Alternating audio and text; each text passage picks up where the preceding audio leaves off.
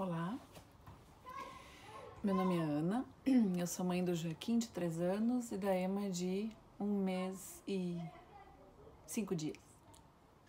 O que eu queria conversar hoje, assim, é sobre o tema da amamentação, e principalmente algumas diferenças que eu tenho notado entre a vivência da amamentação que eu tive no Brasil, com meu primeiro filho, Joaquim, e a amamentação com a Emma que eu tô vivendo agora aqui, e as coisas que eu tenho notado que são as diferenças culturais entre Brasil e Holanda nesse quesito amamentação. Uma das primeiras coisas assim que me caiu na vista é que quando eu cheguei aqui na Holanda, grávida já, muitas pessoas me perguntavam se eu tinha intenção de amamentar, né? E a cada vez eu dizia que sim, se der tudo certo, se eu conseguisse, se correr tudo bem, por que não, né? Afinal, meu filho, o Joaquim, eu amamentei até 2 anos e 4 meses. E isso é considerado bastante tempo, né? Em termos de Brasil e também, principalmente em termos de Holanda. E aí eu fui descobrir por quê. Porque aqui na Holanda as mulheres, elas não querem, é uma questão, acho que tem a ver com o corpo delas aqui, né? De não querer ter alguém independente delas, assim. Raramente encontrei mulheres aqui holandesas ou que moram no contexto da Holanda e que quiseram e realmente conseguiram amamentar mais tempo do que o mínimo necessário considerado pela Organização Mundial da Saúde, que são 6 meses. Isso me chocou um pouco, assim, essa relação aqui na Holanda, que eu esperava encontrar uma coisa um pouco mais pró-amamentação, em função de aqui o país ser considerado um dos mais desenvolvidos em termos de acompanhamento pré-natal. Então, durante a gestação, aqui a Holanda tem um sistema de acompanhamento pré-natal, que eu vou falar em outro vídeo, muito bacana, muito legal, de empoderar bastante a mulher, de colocar para a mulher e para a família em geral muitas decisões e muitas questões importantes, né, e tirar do papel do médico. Eu achei que justamente isso teria uma continuidade. Para mim, a lógica é de que depois do nascimento do bebê, a mulher e a família e o bebê possam dispor, né, dessa relação considerada natural aqui do parto normal, que eles têm em casa e tudo mais, e que isso teria uma continuidade também na amamentação. Mas não é bem assim, a amamentação aqui ela é vista de uma maneira diferente. Quando muito as mulheres aguentam 8, 10 meses, 1 ano. Conheci uma holandesa que amamentou os filhos até quase 4 anos e de fato ela se sentia uma super exceção aqui no país dela, assim. Ela disse que sempre teve que enfrentar olhares bem fortes de julgamentos, né, da própria família, de pessoas da sociedade, né, nos lugares públicos, cafés, restaurantes. Tem uma amiga minha que amamentou o filho também por um período mais estendido, né, por quase 3 anos, e num desses momentos que ela foi com ele para um café super renomado numa cidade aqui perto, ele era ainda bem pequenininho, bem bebezinho, e ela foi convidada a se retirar do café porque estava amamentando. Então, uma coisa absurda, né? Uma coisa, assim, totalmente descabida. Então, isso foi um choque cultural, tá sendo um choque cultural bastante grande, assim. Com a Emma, com a minha filhota, de 1 mês e pouquinho, eu não tive ainda muitas oportunidades de sair com ela, né? Tô mais em casa, assim, com ela. Eu já amamentei ela 2 vezes em público e ninguém veio falar nada, ninguém olhou feio, nem nada. Então, assim, por enquanto, não encontrei nenhum obstáculo amamentando a minha filha aqui em público.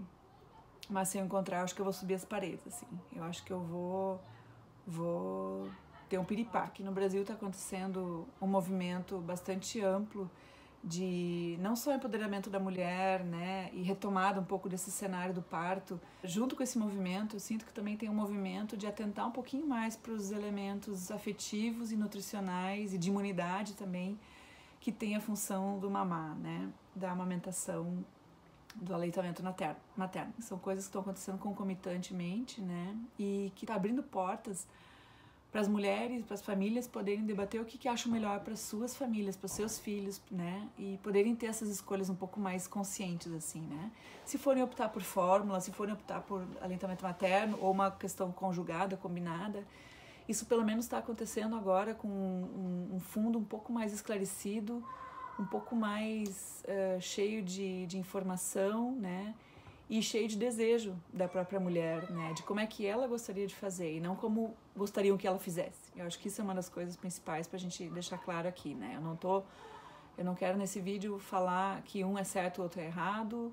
Eu tô falando aqui de uma experiência minha, da minha expectativa, do meu desejo, e que o meu desejo é de amamentar meus filhos através do meu corpo, do meu peito. E isso pra mim é uma coisa boa, e eu noto que para meus filhos também. Uma das coisas que eu percebo que tem de diferença, por exemplo, lá no Brasil nunca me perguntaram se eu pretendia amamentar. O que eu notava que acontecia é que eu iria amamentar até que se provasse o contrário, até que eu não conseguisse ou, enfim, não quisesse mais, né? E aí eu iria buscar uma indicação junto ao pediatra para poder ver fórmula ou complementação ou, enfim, alguma outra solução. Mas aqui todos os profissionais que eu cheguei aqui na Holanda, desde o acompanhamento pré-natal, desde a parteira que me acompanhou, o médico de família que também fez exames de sangue, né, para mim e tal, no hospital, enfim, todos os profissionais de saúde que eu fui encontrando, enfermeira da maternidade, que depois eu vou explicar num outro vídeo como é que funciona também esse cuidado pós-natal, né, esse cuidado do puerpério. Todos os profissionais da saúde foram me perguntando se eu tinha intenção de amamentar, se eu precisava de algum acompanhamento de algum expert, né, que eles poderiam acionar uma empresa que poderia vir aqui em casa, né, uma pessoa, um expert em aleitamento materno. E eu fui dizendo, olha, eu tenho intenção sim de amamentar, acho que não vou precisar de ajuda, porque eu amamentei meu filho bastante tempo, eu acho que tá tudo certo, assim, não vou ter maiores dificuldades. Bom, esse foi um ledo engano meu, né, de achar que porque eu amamentei o Joaquim por 2 anos e 4 meses, que eu amamentaria a Emma também sem problemas nenhum durante bastante tempo, assim. Ela ainda tem só 1 mês e pouquinho, né, eu não sei por quanto tempo eu vou seguir amamentando ela, isso vai depender de nós duas, mas eu tive sim bastante dificuldade para amamentar a Emma. E isso me deixou muito frustrada, porque eu achei que a amamentação era um dos poucos temas, né, tendo o segundo bebê, que eu estaria dominando, que eu não teria problema nenhum, que eu não teria dúvidas, que eu não teria dores, que eu já saberia como é que funciona, que eu não teria nenhuma dor, nenhum bloqueio, nenhum medo. Quando a Emma nasceu, ela já mamou logo na primeira hora de nascimento, foi de parto normal.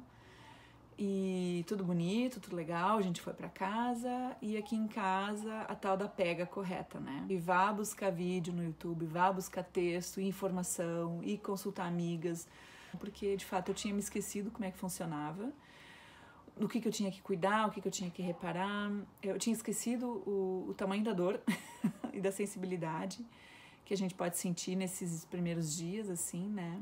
Da pega, até ter a peguinha correta, o bebê não abre bem a boca no início, e às vezes tem até também a língua um pouco presa, então na Emma a gente teve que fazer um cortezinho aqui no freno, né, pra soltar um pouco mais a língua, que ela tava um pouquinho presa. Isso foi a parteira que fez, inclusive. Uma série de coisas, assim, que eu fui sentindo, deu bolha, sangrou um pouco.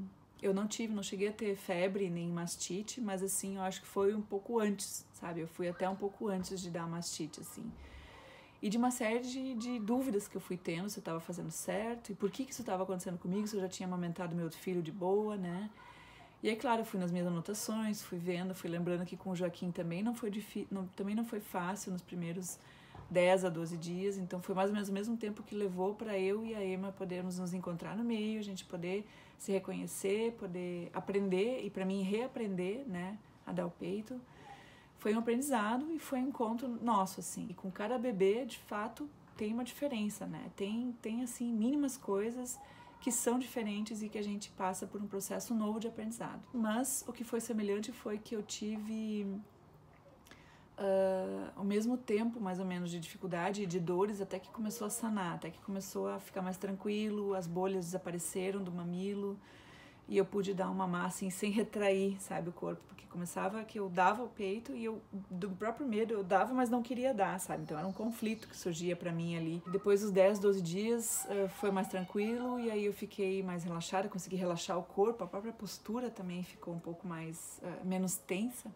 E isso me ajudou a conseguir também amamentar mais tranquilamente, né, desde lá até aqui. Uma das diferenças que eu notei entre o Joaquim e a Emma, nesse quesito de amamentação, é que o Joaquim precisava de bastante auxílio, bastante intervenção para mamar, assim, ele precisava que a gente colocasse o peito dentro, eu digo porque meu marido me ajudava no início também, a encaixar ali a cena, né? Então, colocar o peito bem dentro da boquinha e fazer tudo por ele, assim, abrir aqui um pouco, ajudar com o queixinho, fazer a abertura. Então, o Joaquim, ele mamava de um jeito que precisava de muita intervenção, botar na boca dele tudo, fazer tudo por ele. E ele se engasgava muito também, a cada mamada eu tinha que tirar ele do peito, levantar, ver se estava recebendo ar, se ele estava conseguindo engolir direito. Já a Emma, ela mama diferente, assim, ela não quer ajuda, ela não quer que eu fique me metendo ali né, com a boquinha e com o mamilo para ver se encaixa e tal. Ela quer ela mesma fazer. Quando eu fico me metendo demais, ela fecha a boquinha e faz protesto dela, não quer mais mamar, sabe? Então é um jeito assim dela próprio. E ela não se engasga quase nada. Ela tem uma pega muito firme e ela vai aguentando o tranco, assim, quando vem aquele jato de leite, né? Mas então tem diferença sim entre um bebê e outro. O peito é o mesmo, mas os bebês são diferentes e a relação da gente com os bebês é diferente. Uma coisa bem interessante que aconteceu aqui nos primeiros dias de vida da Emma, e que eu já estava em casa, já tinha saído do hospital, eu recebi visita de vários profissionais de saúde aqui em casa, né? Que esse sistema de saúde aqui da Holanda permite que a gente tenha contato com um médico de família que vem até em casa visitar, a parteira que nos acompanhou durante o pré-natal, uma enfermeira de maternidade que vem fazer o cuidado do puerpério, né? Uma semana depois do nascimento. E às vezes alguns estudantes junto, né, de parteira ou de enfermagem, vêm junto aí para aprenderem junto nessa cena. E aí teve um dia que tinha 4 profissionais de saúde ao mesmo tempo, no quartinho minúsculo da Emma. E tinha 4 profissionais de saúde, todo mundo falando holandês ali ao mesmo tempo, e já era hora do almoço, eu tava com muita fome, tava baixando a glicose já. Aí ficou só o médico de família e a enfermeira de maternidade. E eles falando em holandês entre si, sobre o estado de saúde da Emma. E alguma coisa eu pesquei porque eu falo alemão e outras coisas eu depois pedi para eles traduzirem. E uma coisa que eu não percebi que aconteceu ali, mas que depois a enfermeira da maternidade me contou, me narrou e traduziu em inglês, foi que o médico de família teve um momento que ele conversou com a Emma diretamente e a relação dele era com ela, não era comigo. Então ele excluiu todo mundo daquela sala ali para ele e ele fez um papo reto com a Emma. E ele falou assim: Emma, tu é um bebezinho que recém-nasceu, seja bem-vinda, que tu seja muito feliz, que tu seja abençoada nessa casa, na nova família, e eu espero que tua mãe te amamente por pelo menos 6 meses. No que a enfermeira ouviu o médico falando isso para Emma, falou para ele também, em holandês, assim: olha, ela vai amamentar sim. E ele: ah, é? Por quê? Como é que tu sabe? Porque ela amamentou outro filho dela por 2 anos e 4 meses. O médico fez uma cara, sabe? Ele fez uma cara, assim, de espanto, de admiração, que ele não estava absolutamente contando com isso, com essa informação, né? Então, ali caíram um pouco os butiás dele e tal, ele ficou meio sem saber o que dizer, e eu na hora, não entendi o que aconteceu na cena ali, né? Ela me traduziu só depois, acho que um dia depois desse momento, ela disse pra mim: ah, tu sabe o que o médico de família falou pra Emma e tal? Eu achei, assim, isso mais um sinal, assim, de que eles aqui, os profissionais de saúde, ficam torcendo para a amamentação e pelo menos até os 6 meses, né? Quer dizer, quanta coisa tem para acontecer aqui em termos de desenvolvimento, né? De saúde, de campanhas e de uma conscientização com as famílias para que pelo menos se atinja esse mínimo, assim, né? Dos 6 meses, se tá rolando legal a amamentação, o aleitamento materno. Então, eu tô sentindo que isso aqui para eles é um baita desafio, tanto é que esse médico de família veio aqui em casa, visitou a gente, falou com a Emma, né, fez esse desejo, não falou comigo diretamente, mas desejou para a Emma que ela tivesse isso como parte das boas-vindas, né, pro mundo, tendo nascido. Uma coisa que me ajudou bastante nesses dias que eu tava sentindo bastante dor e desconforto e também um calor nos mamilos na hora de amamentar, que é um produto que é tipo um gel pad que eles chamam.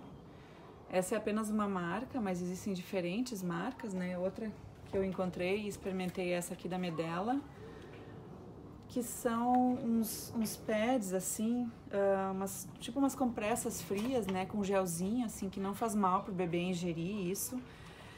Pelo menos nesse aqui do Multiman, não precisa... Não tô fazendo propaganda, tá, gente? É só um exemplo do que eu usei aqui em casa e que funcionou. Então, se alguém tiver acesso e tiver sentindo dificuldade, como eu senti no início, eu super recomendo. Eu vou abrir um aqui pra vocês verem como é que é. Esse aqui do Multiman não precisa lavar o peito antes do bebê mamar, mas o do Medela precisa. Ali está indicado que precisa passar uma água, pelo menos, para o bebê não ingerir aquilo que está ali do gelzinho. E esse aqui, então, é um gel, aqui é bem, assim, molhadinho e é bem geladinho, é uma delícia, assim, a sensação quando tu coloca, assim, no peito, porque realmente dá um alívio.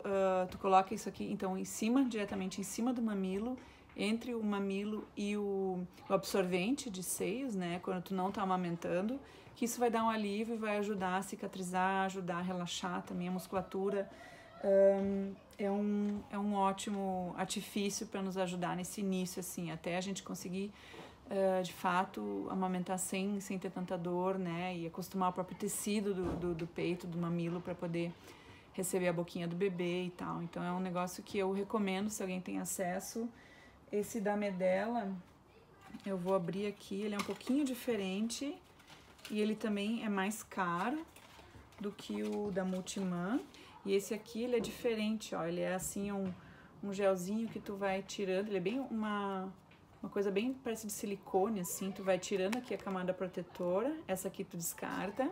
E aqui essa parte, ó, ela é bem grudentinha, essa parte vai do lado de dentro do peito, e ela de fato gruda, assim, ela se molda ao bico do seio e acaba então soltando alguns químicos aqui que vão liberando uma sensação de alívio para tu não sentir tanta dor. Mas esse, quando tu tira para fazer a mamada, para dar a mamada pro bebê, ele de fato tu tem que lavar antes do bebê poder fazer a pega e mamar no peito. Então fica esses dois gel pads diferentes como dica para quem estiver começando e tiver alguma dificuldade. Nem todo mundo precisa, porque tem gente que já sai dando peito de boa desde a primeira hora e não sente nenhum desconforto, nenhuma dificuldade, né? Não foi meu caso, eu senti dor e dificuldade e bolhas e foi ruim esse início, assim, de chorar de dor mesmo e de entrar um pouco no desespero, porque é uma coisa que eu queria muito fazer, né, oferecer para minha filha o peito como maneira natural dela se alimentar. Mas enfim, então tem gente que tem mais ou menos dificuldade, isso aí cada um vai ter que ir ajustando, né, se tiver realmente o desejo de amamentar.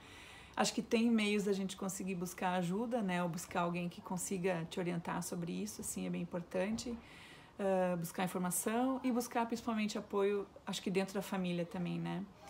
Porque uma coisa que eu sempre tive aqui, por sorte, assim, foi um apoio, principalmente do meu marido, assim, né, de acreditar nas mesmas coisas que eu com relação ao tipo de parto que a gente queria, ao tipo de alimentação que a gente quer para os nossos filhos e para nós como um todo, como família, né? A gente se aproxima bastante desses conceitos.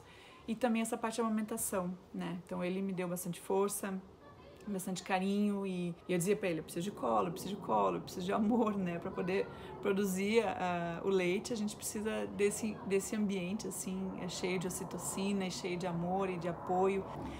Claro que às vezes a gente enfrenta também na própria família, assim, ou com um círculo de amigos, assim, aqueles comentários do tipo, mas já vai mamar de novo, né? Então, assim, são coisas que fazem parte da cena. A gente também, como mãe, vai aprendendo a lidar com os diversos comentários e olhares e possíveis julgamentos que a gente vai encontrando no caminho, né? Se a gente está bem engrenado com quem a gente precisa estar bem engrenado, que é, em primeiro lugar, com o bebê, né? Uma relação bem estabelecida com o bebê. E com o parceiro, se tiver parceiro, ou com alguém, com alguma pessoa que para nós é uma referência de cuidado. Então eu acho que essa coisa aí flui, a gente consegue depois até dar risada desses comentários, ou até dar uma chinelada de volta, assim, né? Um tapinha de luva de volta com as palavras, assim. Não é muito meu feitio, porque eu não consigo nunca pensar numa coisa legal de dizer na hora ali, me embanando, eu fico braba. Enfim, então eu acabo não sabendo o jeito como responder. Como eu estou muito segura do que eu quero, nesse caso, né, da amamentação, então essa é uma coisa que para mim fica só registrado como bom. Que pena que essa pessoa pensa que esse de novo vai dar de mamar é uma coisa ruim, né? Como se o bebê tivesse se aproveitando, explorando o peito da mãe. E que a gente sabe que não é bem assim. Que o bebê precisa, cada vez que ele sinaliza que ele precisa do peito, ele precisa por um motivo diferente. Tem diversos motivos pelos quais ele pode estar pedindo, requisitando a mãe e o peito da mãe. Então, essa pessoa que faz esse comentário, a gente só pode convidar para sentar e explicar um pouco os benefícios, né, da amamentação e de como ela pode se posicionar de um jeito diferente se tiver alguém amamentando, né? Em vez de fazer um comentário assim, de poder apoiar e, quem sabe, oferecer, trazer um copo de água. Enfim, uma coisa mais positiva. Bom, eu acho que por hoje era isso, assim. Isso aqui não é para ser uma aula de amamentação, era apenas para ser um vídeo comentário sobre algumas diferenças que eu notei entre Brasil e Holanda, de uma maneira bem generalizada, e também das diferenças que eu notei entre meu primeiro filho e a minha segunda filha, Joaquim e a Emma, e das dificuldades que eu tive e de algumas coisas que foram me ajudando também a aliviar essas dificuldades. Então eu espero que esse vídeo tenha ajudado alguém, ou ajudado pelo menos a pensar em que soluções buscar, se tu tá tendo dificuldade também. E era isso. Até a próxima.